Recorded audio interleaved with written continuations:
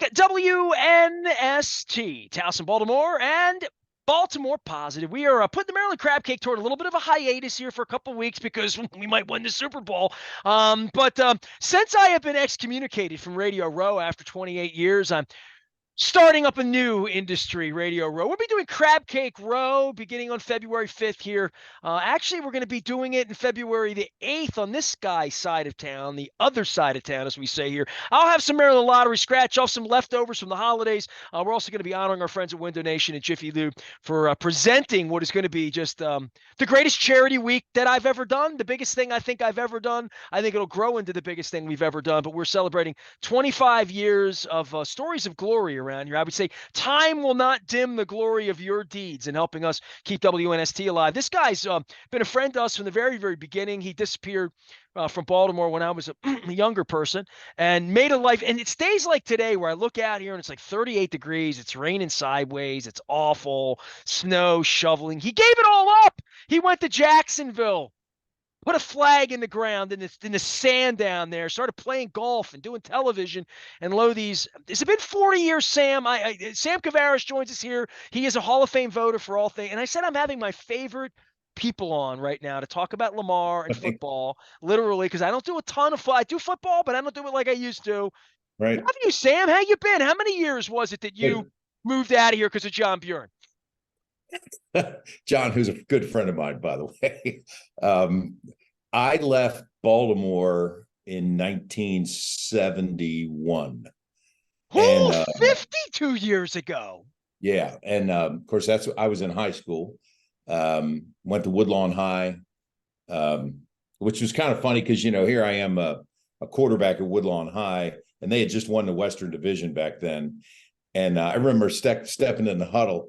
And I was 14 years old, okay, because I have a late birthday. My mom sent me early. I remember stepping in the huddle, looking around. These guys were shaving. Some of them probably had kids. I was like, wow, this is kind of interesting. The Mighty Warriors, right? Absolutely. Ended up played at Clemson my freshman year, transferred back to Maryland, graduated from there. Got my first job in Charleston, my second job in Jacksonville. I thought I'd be gone from here, 3 years later, but my wife liked it here, and good things kept happening. We kept having kids in Jacksonville. We got a football team, covered 35 national football championships. Just you name it. When you're around Florida and Georgia and Miami and all that. Although I was at the '83 World Series, I will tell you that.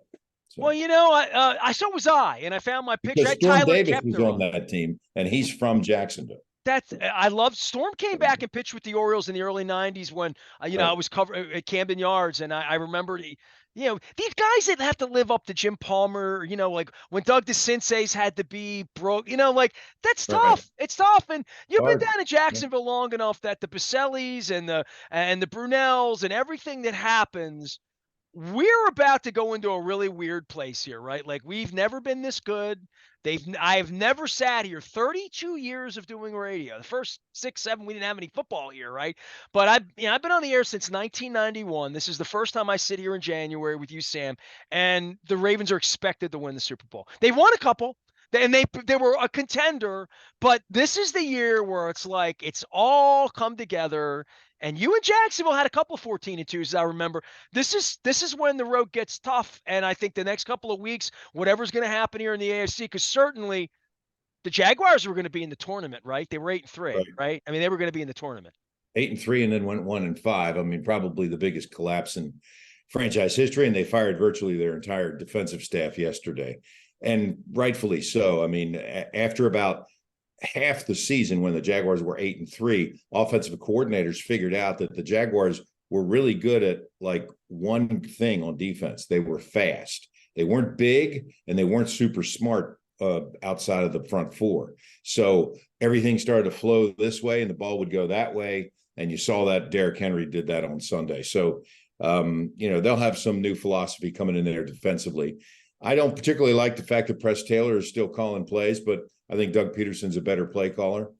And, the Jaguars' injuries on offense really affected what they could do. But you got to have 53 guys on the roster. Baltimore has proved that.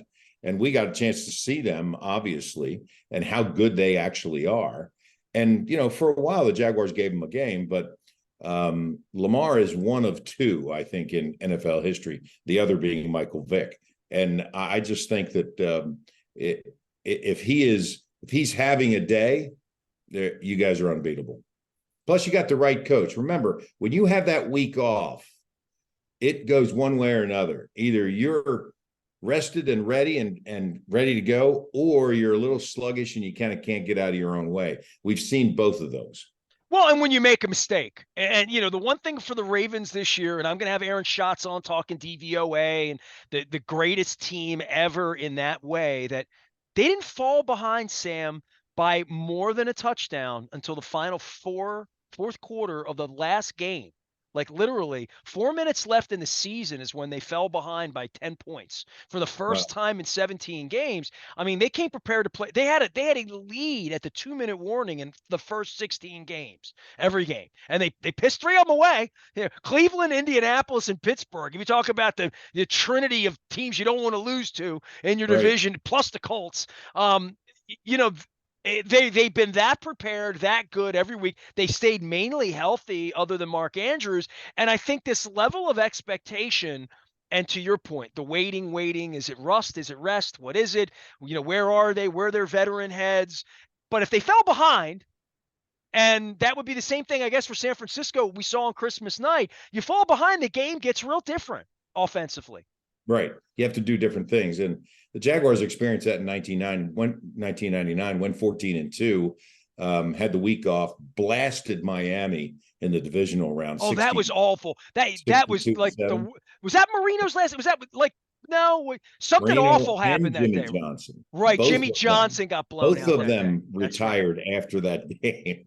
The Jaguars retired Jim Kelly too, by the way. All that playoff game that they played against him up there in what was that, 97, but 96, 97. But and then the next week they were a little sluggish and got behind against Tennessee and ended up losing in the AFC Championship game. So you're right. There's a difference between rest and rust, but I mean, John Harbaugh figured out a way to get to Houston last night and back, I'm sure.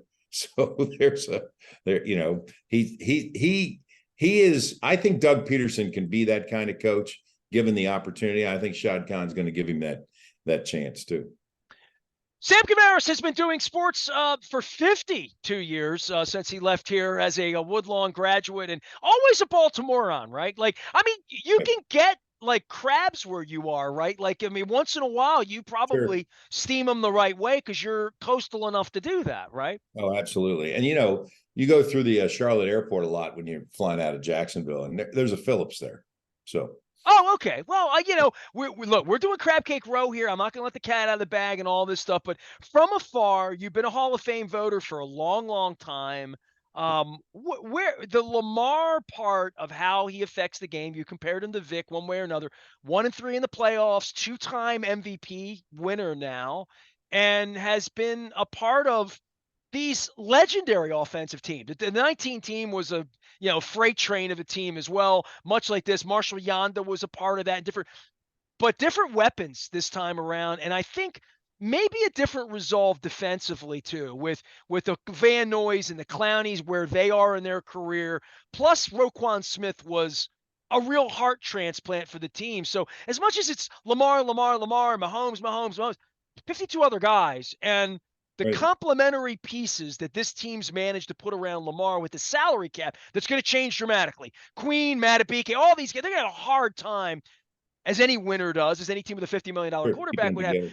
But this is their time, and a hiccup here, you're maybe 4 years away from, maybe you never come back. And Lord knows you're in Jacksonville. You've had really good teams. You had championship game. But you haven't played in the banana, and certainly haven't won the banana. We're about looking at our third parade here since Tagliabue took the team to you instead of us, and we were going to get a museum and do all that. You know the pain of this. You know really good teams and how hard this is to do. Yeah, to get there. It's so funny because you talk about Lamar, and of all people, I had a delightful conversation with Ray Lewis this week. Sometimes, I mean, I just remember when Ray was a player, he was not much fun to talk to. And I had a chance to talk to him about Fred Taylor, who's one of the finalists at the Hall of Fame. And he said some things that were really interesting, that when a guy steps on the field who's a potential Hall of Famer, he's a problem. Lamar Jackson is a problem. In fact, Ray said a guy who gets consideration for the Hall of Fame is the guy who changes how you think about how you're going to play that game against him. And that's certainly who Lamar Jackson is at this point. And, you put a resume together that he has MVPs and Super Bowl championships, Pro Bowls, all pro teams. Those are the things that the voters look at. Well, you've been doing this a long time. When you say things that they look at, you're pitching Fred Taylor right now, right? Right. Yeah. And I think you and I spent years with Baselli, right? Like for years about how freaking good he was, and 6 years. McCrary, yeah, I mean, but in that day, him and Ogden were 1 and 1A, and Baselli's career was cut very short. John's career was cut kind of shorter than a Bruce Matthews or some other guys that have gone out there and done it for a long period of time. But this part where you get him into a Hall of Fame, like I think about Fred Taylor and I say really good running back, but so is Jamal Lewis. I haven't looked at the numbers. I mean, I know Taylor had a longer, period of time there and in one place. What is the case for Fred Taylor as you're making it in the Hall of Fame? From 1998 to 2010, Fred Taylor was the third leading rusher in the NFL. So if you want to talk about the best player of his era, he was there. LaDainian Tomlinson was number 1. Edgerrin James was number 2. But Taylor had 400 carries fewer than James, yet James only gained 550 more yards than Fred Taylor. Fred Taylor's 17th on the all-time list. So what is 16 the cutoff? 2 guys are in front of him, Adrian Peterson and Frank Gore, who aren't in the Hall. Every other player is in the Hall. So when you start looking at his body of work and what he did, he averaged 4.6 yards per carry. There's only 2 guys in the Hall who averaged more than that, and that's Jim Taylor and Barry Sanders. And that list gets even smaller when you include guys who had 2,500 or more carries, and that becomes Sanders and Taylor. So when you start comparing him to the greats and then to the players in his era, well, then all of a sudden, you're looking at a guy who was certainly top 2 or 3 in that era. The knock against Fred, people say, well, he didn't score enough touchdowns. He scored 66 rushing touchdowns. Thurman Thomas scored 65. I would think Jimmy Smith and Keenan Cardell, a lot of those guys, Cardell took a lot of touchdowns away at that time, right? Well, that, and also Tom Coughlin would take him out of the game and put Greg Jones in to score the touchdown. Greg was, 250, 6'3", and, they had a pretty decent offensive line in front of him. Zero respect for the fantasy team back in the day. That's right. And when you that was Don McCauley's role when we were kids, remember? McCauley always scored a touchdown. That's right. Poor Lydell. Yeah. He was Christian McCaffrey before Christian McCaffrey, right? If you look at who blocked for Taylor, the only All-Pro or Pro Bowl guy was Baselli, and that was only the first three years of his career. And after that, his career numbers got better because the team leaned on him more. He also, he had 9 consecutive 100-yard games. That's 4th all time. He has 13 runs of 50 yards or more for a touchdown and 4 more catches. And he still holds the record for the longest rushing touchdown in NFL playoff history, 90 yards against the Dolphins. So the only way we get a touchdown is if he ran it 50 yards, because at the goal line, they have never given the ball. That's right. And, that's such a fantasy thing to grade on how many touchdowns you've, I just all of it. And I would say to you, for your era and trying to get him in, if they made 1 Super Bowl, if they would have beaten, if he would have or won a Super Bowl, you think about these guys very, very differently when they played in some godforsaken place. Not like I would say Jacksonville, but a place where they haven't won Super Bowls. I think you're different if you're a Brown or a Lion or you're a Jaguar where you didn't win, or Seahawk or whatever, you didn't win. You get thought about differently in the old era, I think. Yeah. Jacksonville is considered an outpost still by so many NFL types. We're the place where we don't have enough strip clubs or late night cocktail places to go to. It's a place where, and I tell guys all the time, if you go from the airport to the Hyatt to the stadium to the Hyatt and back to the airport in any town in America, you don't see anything. So, don't judge cities on your experience like that. Fred Taylor could be, you could call him the 1 yard back. At 6'1", 228, he could score from your 1 yard line. He could also score from his own 1 yard line because he was big enough to run over defensive guys, strong enough to stiff arm linebackers, and he outran every defensive back. Fred ran a 4.29 at his pro day at Florida. So, well, I mean, remains to be seen. I mean, a lot of times these guys come. Do you do it in a room? How do you? Because forever and ever, I know all of you. I had Clark Judge on earlier. I'll have Howard Balzer on. Like, it used to be, I would be there when you're doing it. I was one of those guys maybe in line to be the guy from Baltimore until they threw me out, of course. But I don't know anything about the history of the league. But you guys would coffee up and bathroom out and fight and yell and in the hotel, and Tony Grossi would make a case against Art Modell. I mean, all these things that happen. How does it happen these days? I don't even know. For the last 3 years, it's been a Zoom call because of COVID, but we're getting together this year as a group in person. So that'll be good. And where are you doing that? Is that Super Bowl again? No, and in fact, we now do it a couple of weeks before the Super Bowl, and this year we're meeting in Atlanta. And it's been interesting because the new leadership of the Hall of Fame has really entrusted the selection committee with a lot of confidential information. And I'm kind of amazed that it's never leaked out in the last 3 years because, we have information that people would like to know. Let's put it that way. So, we'll meet and we'll know again. And hopefully the information won't get out until they make that announcement. When I first got on the committee, which was 93, this is my 30th year on the committee. So you were on the committee before the team, like when the team got a team, right? Like right. Jacksonville got a team, therefore had a voter. You were that guy. Had a voter, yeah. And so my first meeting, the meeting started at 7 a.m. There was a continental breakfast beforehand, and the announcement was at noon of the Saturday of the Super Bowl.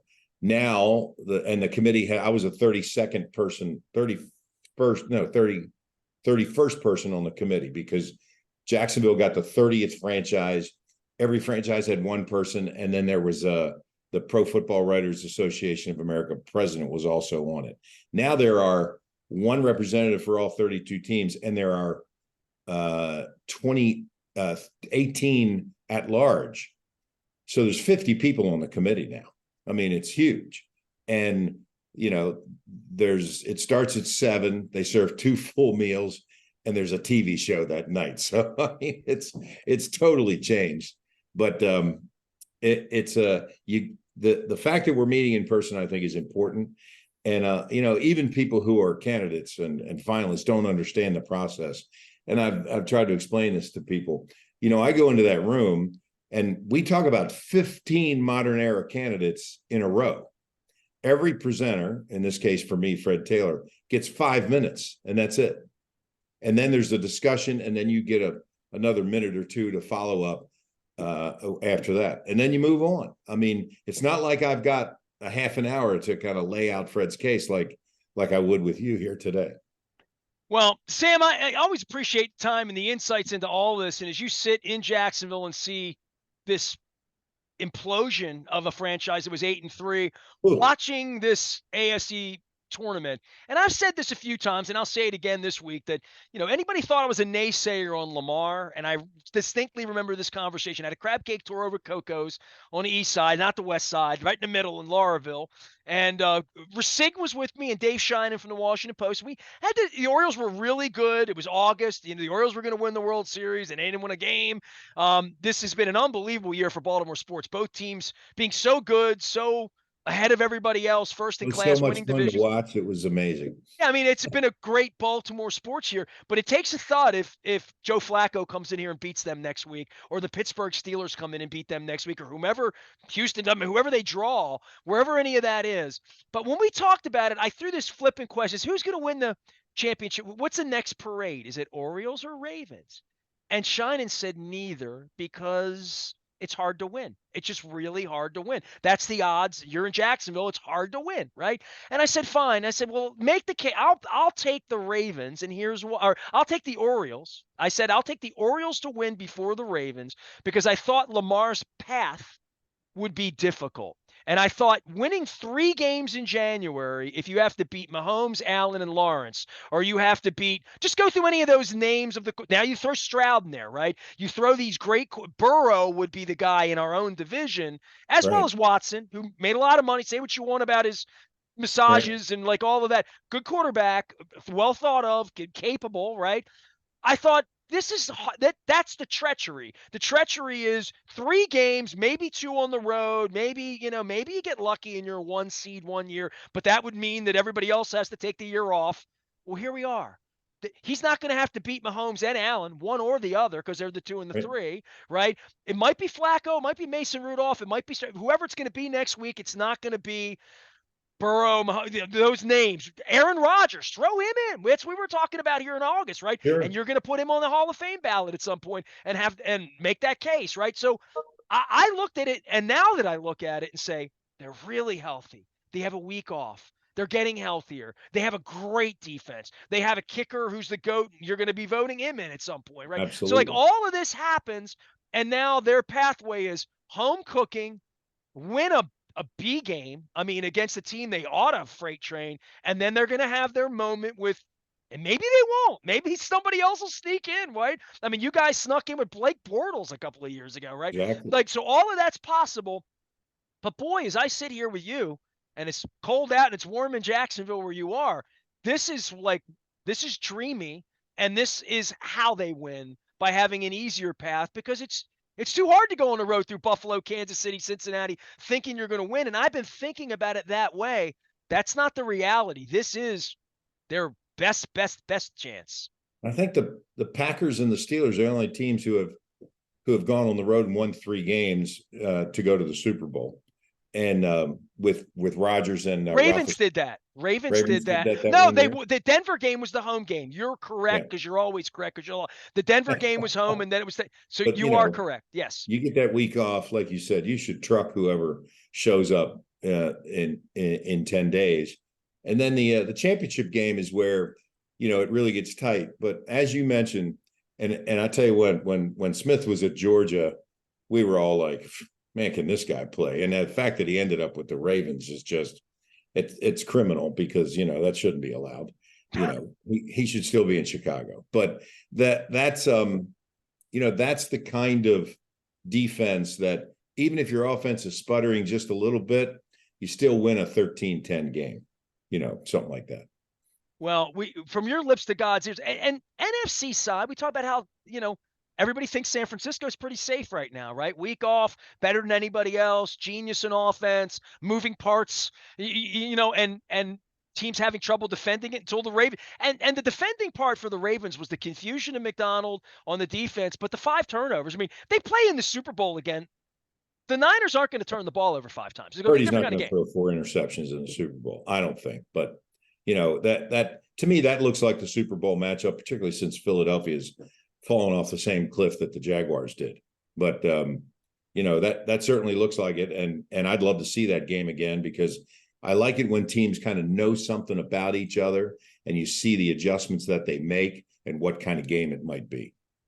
I think about the fan base here and the Orioles and it's been since 83, almost since when you left, and waiting in 12 years. And a place like Jacksonville, they haven't won unless you're Florida State, Florida, you win championships, you do that sort of thing. But the parade notion of something going on here, maybe for the 3rd time since you got the franchise, it really speaks to how special this thing is, but it also speaks to how difficult it is if 2 weeks from now Joe Flacco comes in and beats. By the way, the Flacco story's crazy, right? Like you vote on all this Hall of Fame stuff. I don't think you ever thought Kurt Warner would wind up on a ballot, let alone get in after he was buried on the New Right. York Giants bench, right? Like, Right. so stranger things have happened than this Joe Flacco thing, but it is pretty strange.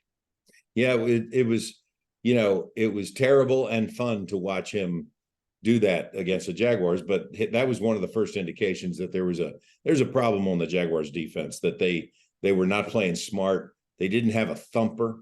Their linebackers are 6'2", 220. They were flowing against what they were doing, that Stefanski was doing up there, and then all of a sudden the ball was going the other way, and Flacco was the perfect guy to run that because he didn't have to stand there in the pocket. He didn't have to throw 35 yards downfield, although he's still capable of doing that. Smart guy, able for good ball handling skills, good deception in the backfield. He was the ideal guy to beat the Jaguars. He's not the ideal guy to beat the Ravens. How's golf game coming? You getting your body back together? I know you are like the original Humpty Dumpty, former broken down athlete. Tell everybody how many. Has there anything that hasn't been surgically replaced on you, Sam Kouvaris? Yes, and hopefully that was it. Both knees and both hips is just fine. But I've got a phenomenal surgeon who literally might be the best in the country, and that's been really good. But just know it's a process to get back. That's for sure.